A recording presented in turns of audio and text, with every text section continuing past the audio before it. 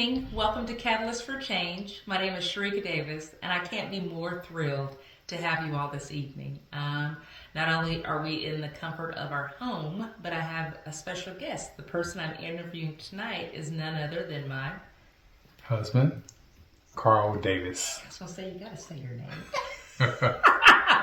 So that should just further let you know how tonight's going to go. So tonight, again, make sure that you have your Bible and you have your water or your tea, and then we are just going to have a fun conversation, kind of letting you know about the Davises and what we have going forward. So you ready? I'm ready. All right, so let's begin. So, wow. My husband and I, Karl and I, have been married going on 20 years. We played the game before, y'all, just to make sure he got it right. Because if he didn't get it right, he'd be sleeping on the couch tonight. But no, we've been married 20 years, and we're really excited to talk to you all about our business, his business, Above the Rest. Above the Rest Barbering and Beauty Salon, LLC. You had to put the LLC on? Had to put the LLC. It makes it official. Oh, great. It's going to be a long night, y'all. It's going to be a long night. Well, you know, if we're honest, anytime you begin anything new, it's scary because you're walking into a space in an area that's unfamiliar to you. And if we're honest, when my husband decided to become his own business owner, was I happy? Not at all. Because, see, I'm used to a steady paycheck. And I'm used to no money's coming in. And then I'm like, you are using your hands, and I'm thinking, no, you've got to use other things. So tell them first about Above the Rest, how long you've been in business, all the stuff. Go for it. Above the Rest has been established 20 years as we speak. I've actually had a storefront for 11 years now. Originally from Dallas, so Sharika and I moved here when that was way before the kids and everything. Before all this break. I worked at a few barbershops, and my goal was always to open my own shop. So I was the first shop that I resided at. I lasted there a year before I was kicked out. And hold on, stop right there. I'm glad you were honest. So tell me about that. So imagine not only have we relocated, we finally have a place where Karl's working, and then just what my husband said, he was actually kicked out of a shop, and I had to pack up my things and find another location, which took me literally around the corner from the previous location. So that was a blessing in disguise, and just see how God works. The individual shop that I went to after being kicked out, worked in the shop that I was kicked out of, was in the same chair and everything, and word got out about me. So once I reached out to him looking for employment, he stated that I was wondering how I was going to get you, and the rest was history. Okay, so let me ask you this. What was it like knowing that you didn't have my support? I was not supportive of you starting your own business. We had just relocated through a couple of cities. We left Dallas and then we went to Louisiana. You had Hurricane Katrina, you had Hurricane Rita. We finally get here, and then I'm thinking we're going to both go into stable entities because we relocated for my job. And like he said, I was not in support of him stepping out and having his own business. So what was that like for you? It was a challenge, but just because of my determination, my upbringing, I wasn't going to let that detour me. Like I say, I knew from the time that I finished school that this was going to be a promising business. And what I mean by that is just to kind of give you an idea of commuting from downtown to Spring, Texas. It's probably a 30-minute commute. And leaving barber school, I had an amazing following. So you go from paying $5 with me practicing on your hair to $30 a haircut, and you're also commuting a further distance. So the response that I had leaving barber school let me know that if I work this correctly, it'll be a promising career. At the same time, you all, when we opened our very first shop, We had how many chairs in there? 10 chairs. But there was only one person, Yes. and that was Karl. And I didn't see the greenery, that's the cash flow. I didn't see him, the person that I said I'd do to, and I did not see success. And we were, gosh, not on the same page for a little while with the business because, again, I'm so used to traditionary methods of income and how you do your career. But Karl followed his heart. Karl followed what he felt was the career and his passion. And now he calls his chair his... My pulpit. And tell me why, because some people call him Pastor Davis. I said, I don't know. I don't know if we'll go as far as to say Pastor Davis. However, if you don't think men talk and share stuff, ladies, let me tell you, when they are in the pulpit or the chair, they have quite a bit to say. Don't they, Karl? They have a whole lot to say. I know the stigma is barbers. We are counselors, pastors, fashion consultants. We wear a lot of hats. Well, no, I don't think fashion consultants. I think fashion. I think that's... No, I think you put that on yourself. That's part of it as well, unfortunately. But you'd be surprised the conversations that I have in a 30-minute session of cutting someone's hair. I mean, I've heard from A to Z, and it's just fulfilling being able to listen and at times possibly give information or give feedback on whatever the situation that has occurred. Right. Now tell them too, honey. So it's been an opportunity for young men to come in and get like a part-time job to help sweep up here. Correct. It's also been an opportunity for individuals to come in and really begin to build their own business. We don't really say we have people that work for us. We have independent contractors. So why don't you let our viewers know about that? So I know how valuable it is to grooming our young men. It's an opportunity for them to come in to make some money, keeping them out of trouble, and at the same time giving them life lessons on what to prepare for once they graduate or get into the real world. So I know at the barbershop, I'm fortunate to have 10 chairs, so that's 10 different personalities, and I set the tone, the atmosphere for the shop. So it's a family oriented business. So everyone, doesn't matter the color or anything, can come in and feel comfortable. So what that does to the young men that we bring in that's possibly still in school, whether it's middle school to high school, they are able to learn quite a bit from things to do and things not to do as they're coming into their young men and manhood. Now, what about the singing you do? Is that part of what they're learning to do? Well, too? singing, I sing. Well, now, no. I sing because I'm happy. Oh, did he just try to sing? I sing because I'm happy. And you sing because you're free. Hey, all that. And your eyes on the sparrow. All that. That's not going to be the reason why we sing. But it's a whole experience, Oh gosh! Not only you get a great haircut, you get entertained at the same time. It might be unsolicited on what entertainment that you get there. I receive great tips for my performance. Well, let's say that those tips are from behind the chair and not what's coming out vocally. Okay. But it is bridging an opportunity to leave a legacy for our children, right? Correct. And then two, what are some other things? Like this week you're going to talk to elementary or junior high for career day or something? Yes, I was invited to come speak at a career day for elementary. I believe it's 5th grade that I'll be speaking to. I do have that in my repertoire where I've went to several schools, and because it may be a client that I have that teaches at different schools, and I'm always trying to give back in the community. So what a great way to extend my time and my services, not looking for any financial gain from it, just one way of giving back in the community.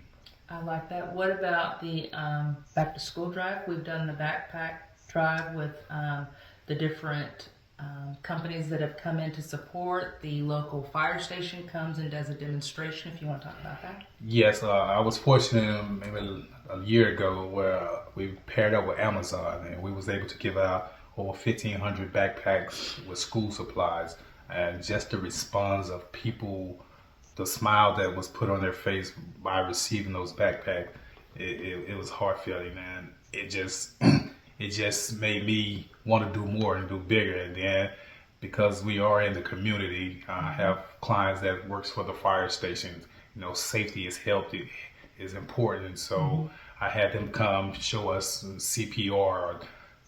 Things to do in the event of a fire, how to respond if you're in a home or anywhere.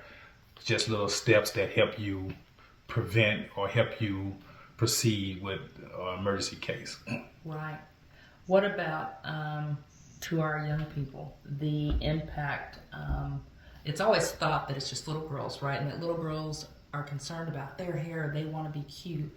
But our young men want to go back to school or go to school with haircuts. Our young men want to be groomed, and sometimes that's an extra expense that can't be covered. So there are times too when the barbershop will have period of time where if you come, they can get free haircuts. Right, back to school where we don't charge for the haircuts. I know, like you say, there are individuals in the community that are less fortunate, right. and a good haircut makes you feel amazing. You never know, just something simple as a haircut make you feel like you're a king or a queen on top of the world. So what do they say? You look good, you feel good. You look good, you feel good. And if you feel good, then you're going to perform good, right? Correct. And we want to perform good for ourselves as adults. We want to perform good for our youth, and we want our youth to feel very good about themselves, right? That is correct. With regard to individuals who've worked for us, we've had several different individuals who have worked for us, and you've been a blessing. And then we've also had some coaching moments. So to someone who's viewing or on the other side of the camera who might be considering opening their own business, what kind of support or feedback, or what would you tell them? If you're opening a business, and every business is different, but key component to a successful business is having a standard and not faltering from that standard, because just with the industry that I'm in, a lot of time owners tell you what you want to hear just to get you in, and then they're chasing a dollar. And what I've learned over a course of time, that money's gonna come if you treat people the way that you would like to be treated. The money's gonna come. And like I say, I thoroughly love what I do, so it's really not work for me. I mean, I enjoy the conversations. I meet all walks of life, and it's just a great, fulfilling thing to meet these different people. Right. And like he said, he does enjoy it. And there's been times where it's been a strain in our marriage, because when I want him to be off work, like if we're trying to go to dinner or he's trying to meet a client, or where were we? We were maybe in Mexico or someone. He's like, there's one of my clients. And I'm like, what? Like, we're out of town on vacation. How could you be seeing a client? So it has definitely opened the door to many things. Definitely opened the door to some relationships. And it showed me that there's not one way to be successful. When you're thinking about who God has called us to be, each of us have our own particular paths and our journeys, and Karl and I didn't have the same path. And so for me, I've had to learn over the course of years and some hard-headedness that you can be successful going different routes. Everyone doesn't have to do your standard so many years of school or going to get these additional degrees, right? It is wonderful and it is great. But at the same time, a love and a passion sure do go far, right? And what you can give to someone is past the letters, or what would you say to that? Past repeat that question for me. So with me doing Catalyst for Change, and I was thinking, gosh, there are so many credentials I don't have. I know that I have a love for people. I know that there's a anointing and a passion in my heart that's calling to just provide inspiration, motivation, applicability of God's word, putting it into lifestyle, talking about mental health, talking about Black maternal health, talking about just health in general and things that impact all of us regardless of race, creed, color, age, etc. One thing you said to me when I was hesitant in that time frame was you feel like you have to have letters before your name or behind your name. And I'm saying the question to you or asking you, that isn't the case, right? No, not at all. Like I say, I've learned in the business, everybody is not for you. And I mean, that's fine, but that's just life in general. So as long as you have the fire or determination to whatever your passion is, you go for it. I mean, if we're going biblically, Jesus didn't do anything wrong, but he was denied. He was told he wasn't the Messiah, etc. But if you have a burning to do whatever your desire, your passion is, follow your dreams. What happens if you've been on one particular path and then all of a sudden you want to change that path and step into uncharted territory for yourself? Not necessarily uncharted territory for anybody, but just uncharted territory for yourself. What would you tell somebody? Like I say, you have to trust in yourself first, trust in God and trust in yourself. And I mean, the opportunities are limitless. You can, if it's achievable, it can be achieved. I mean, we're in an era where we never thought we would have a black president, but times have changed. So there's nothing off limit that you can't have. It may require a little bit more work, but it's still achievable. Okay. I always like to give the viewers a Bible verse or just something to go along with what we're saying. And from the beginning of time, and even in the barbershop painted on the wall, there's a particular Bible verse that you told me from the first barbershop to where we are now. It's a Bible verse that you use. Which Bible verse is it? That's Philippians 4:13. I can do all things through Christ who strengthens me. What? I see you smiling on that. What made you go with that verse? What resonated with you for that Bible verse? Considering I had a biblical background, my father was a preacher, so I am very familiar with the Bible. And so you're a PK? Yeah, preacher's kid. Yes, I am. And I mean that verse just resonates in me. I mean, it's not I can do some things, I can do all things. And it's just I've took that and ran with it. When the odds are against me, that's just motivation for me to continue to press forward. Okay. So if someone feels like they can't do it, how can you help them to know that verse and ingrain it maybe in their heart to know that they can do all things? Because you put an emphasis on the word all, rightfully so, right? Right. So Philippians 4:13 is definitely an important verse in the Bible, but if someone is like, I don't have anything to hold on to, how would you tell them they can hold on to that verse?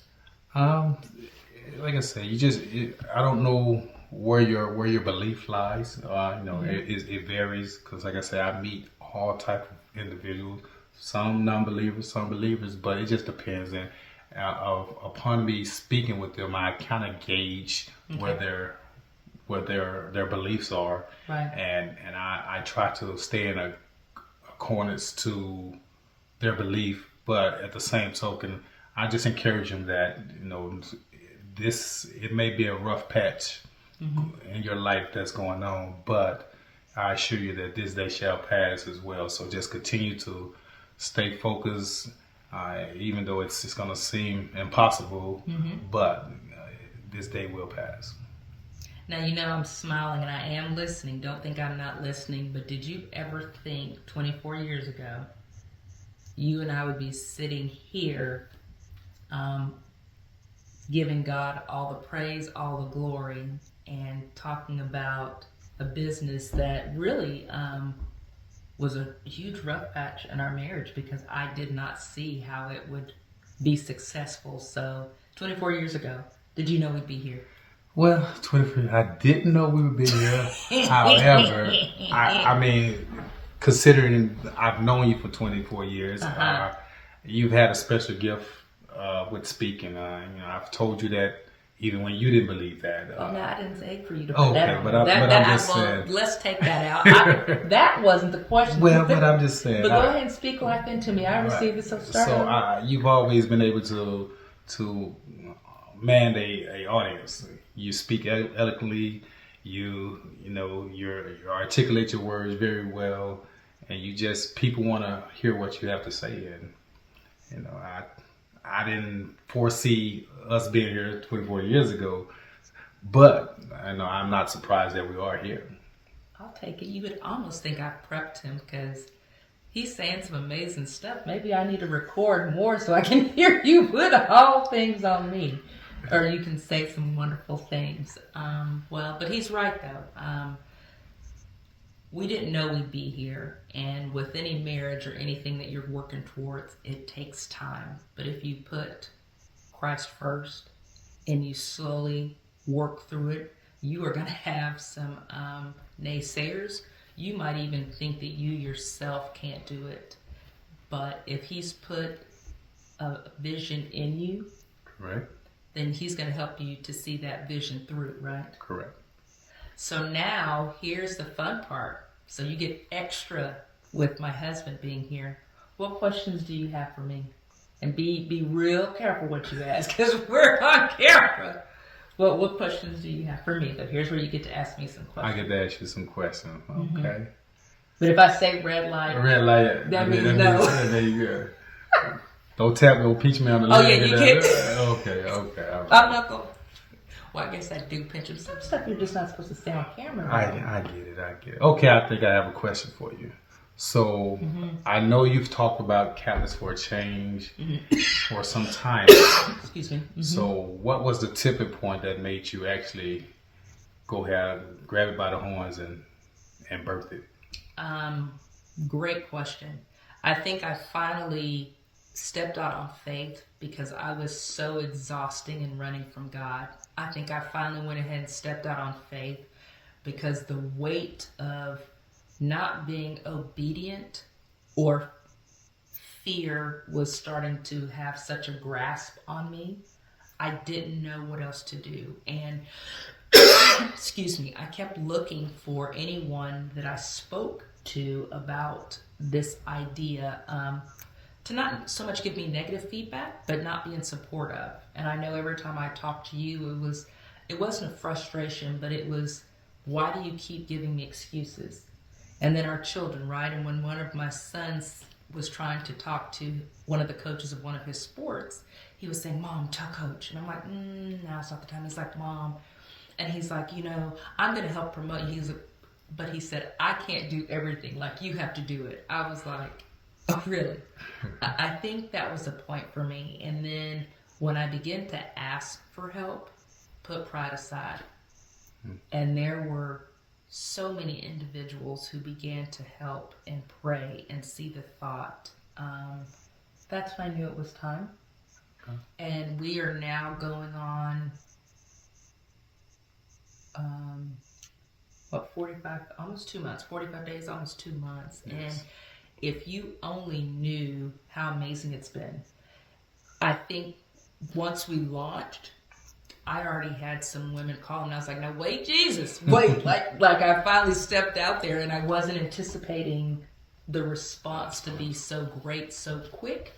And that's when I found a need, or people that I didn't think were receiving the messages were receiving the messages. So I think that's how I knew. And I'm going by faith, not by sight, because there's some things I can't see and I'm trying to sow seeds where he's telling me to sow them. And I wouldn't be being honest. I wouldn't be being honest if I didn't say there hadn't been some fear, or there's been some times when I'm questioning if I made the right decision, but for every time I question is for every time I'm confirmed. Correct. I made the right decision, so that's the answer. Well, that is a great answer. Once again, I know you. And if there's any consolation, you have my full support with promoting KATalyst4Change. Any way that I can help with me have a little more tenure in the business, feel free to pick my brain. I appreciate that.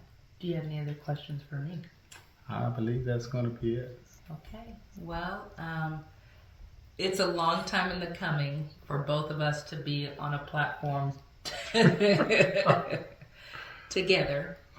It's by God's grace and mercy that we've been able to sustain, that we've been able to see each other through successes in the directions and passions that we've wanted to go in.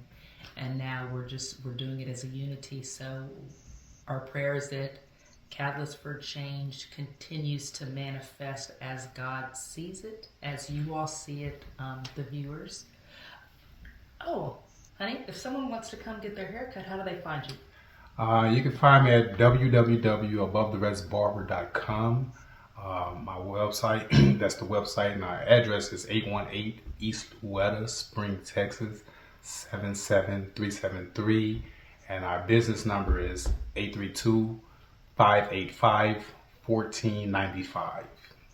And again, Karl is definitely good. I've tried. He's better than good. He's a master barber. And I have tried several times to get behind that chair, and so far none of his clients are ready to allow me to put my hand on the clippers. But if you think you're ready, you call me and let me know, and I'll meet you up there, because I will definitely try. But it sure is nice having you up here with me after all this time. Thank you for having me. You're welcome. Well, we're going to close out with Philippians 4:13. Let's say it together. I can do all things through Christ who strengthens me. It's by His grace and mercy. Karl Davis and Sharika Davis are before you today. We hope that you are laughing and tickled, and that you walk away with something from today's message. Please reach out. We both have Instagram. Karl definitely likes fashion too. He's more on the step outside the box side, and I'm probably more conservative. Let's just say our children say Dad has more drip and Oh, moms. Lord. Well, we'll just leave that there. But either way, you can find the Davises. It has been a pleasure, and we hope to see you soon. Thank you so much. Bye-bye. Bye-bye.